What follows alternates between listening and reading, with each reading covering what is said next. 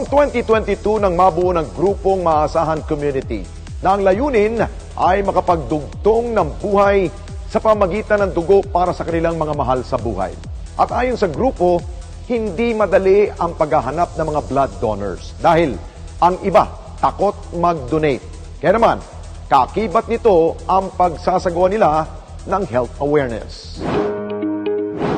Sa pagpasok ng bagong taon, ating simulan ang pagkilala sa mga certified e-responders na talagang taos-pusong tumutulong sa marami nating mga kababayan na higit na nangangailangan. Isa na rito ang grupo ng Maasahan Community mula sa lungsod ng Maynila, isang non-governmental organization na nabuo upang magbigay ng tulong sa mga taong nangangailangan ng dugo. Dito sa isang blood donation drive, sinadya namin ang kanilang grupo upang makita ang kanilang ginagawang pagresponde. Nagkaroon kami ng pagkakataong makausap si Vernie, ang presidente at program manager ng Maasahan Community. Anya, magtatatlong taon na silang tumutulong at tanda niya pa, nakasabay ng National Blood Donors Day na buong kanilang hangarin at hindi lamang simpleng blood donation ang kanilang ginagawa dahil marami pang health concerns ang kanilang tinatalakay sa kanilang mga proyekto. Maraming nangangailangan ng dugo. In the same time, para mas ma-open at malaman ng tao yung tungkol sa pagbibigay ng dugo. Gusto naming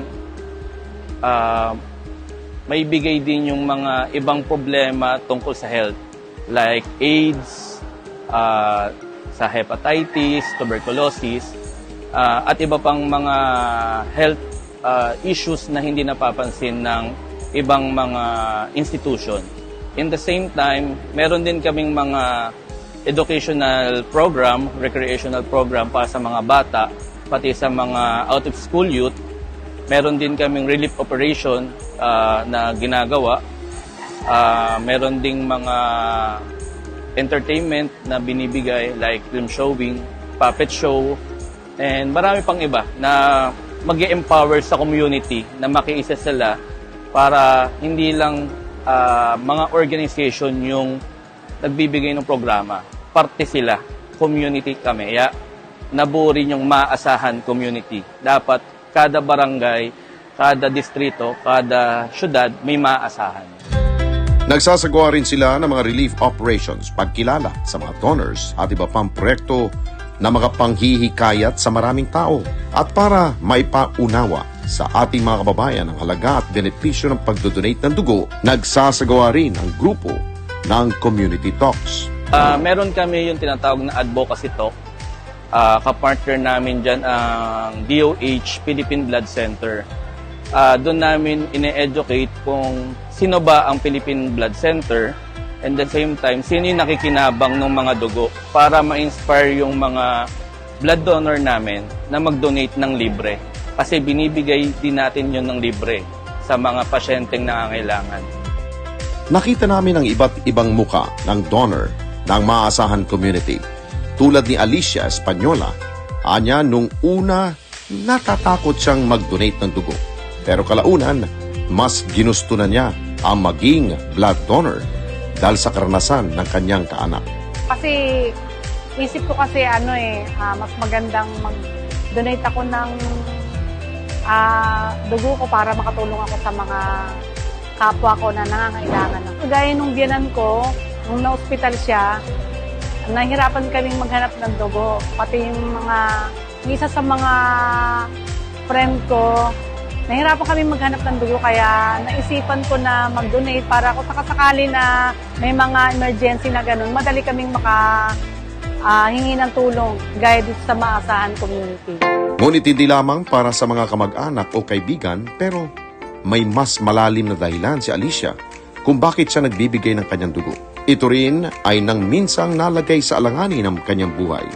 Karugtong ng buhay sa mga nangangailangan, lalo na sa mga walang pangbayad ng dugo, yung mga hindi afford na makabili ng dugo dahil nga sobrang hirap nila. Ganun, yun ang gusto ko eh. Parang advocacy ko na rin sa sarili ko. Isa rin sa aming nakilala si Eva, na bagamat high blood, nagtanong-tanong siya kung paano makapag-donate ng dugo sa kabila ng kanyang kondisyon. Minsan na rin nalagay sa bingit na kamatayan ang kanyang buhay. Pag nag-donate ka, ibig sabihin, malakas ang katawan mo, wala kang sakit. Kasi bago ka naman nila kuhanan ng dugo, ini-screen ka muna. Kaya natutuwa po ako, nakakatulong ako sa kapwa ko. Kahit sa maliit na bagay, na paraan na kaya ko ibigay. Noong pong nanganak ako, dapat po kasi cesarean ako, kailangan ko po ng dugo. Kaya lang, nahirapan talaga ako sa kuha ng dugo.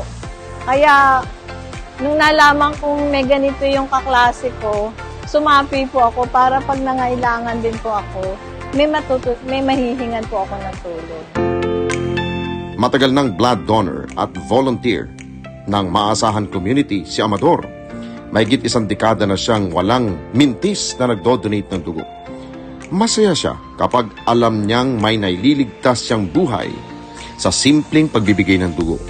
Sa akin po kasi, number one po is, since nursing graduate po ako, ang alam ko po, once na nag-donate ka, is yung dugo mo malilinis, mare-replenish ng bago.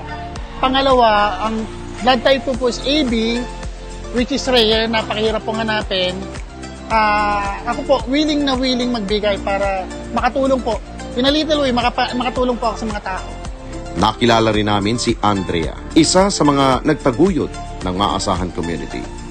Hindi man naging maganda ang kanyang karanasan noong pandemya, pinili niyang ipagpatuloy ang nasimulan na advokasya para sa kanyang pamangkin na may sakit na leukemia. Minsan na rin po ako nahirapan sa paghahanap ng dugo. Nagkaroon po ng leukemia ang pamangkin ko, kaya po nakita ko po kung gaano kahalaga ang dugo sa mga nangangailangan. So simula po noon, naisip ko na bakit hindi ko kaya gawin na mangalap ng mga donor para makatulong kami sa mga nangangailangan ng dugo. Kakalungkot man po, wala din pong nangyari kasi kahit nasabihin pang na bigyan natin ng dugo, talagang siguro ang ganda na lang talaga siya. Sa record ng Philippine Red Cross, may higit 3.7 million ang nakolektang blood units mula sa 85% ng kabuuang populasyon ng bansa. Habang nasa 3.5 milyon naman na blood units ang naipamahagi sa mga taong nangangailangan. Isang buhay ang ating maililigtas sa peligro kung ating mauunawaan ang kahalagahan ng pagbibigay ng dugo. Tunay na ang maasahan community hindi lamang tumatalima sa pangalan nito pagdating sa pagsagip ng mga buhay. Ngunit, nagbibigay din ito ng napakahalagang paalala na lahat tayo'y may kakayanang sumagip ng buhay kahit sa simpleng paraan. Kami ang Maasahan Community Certified E-Responder!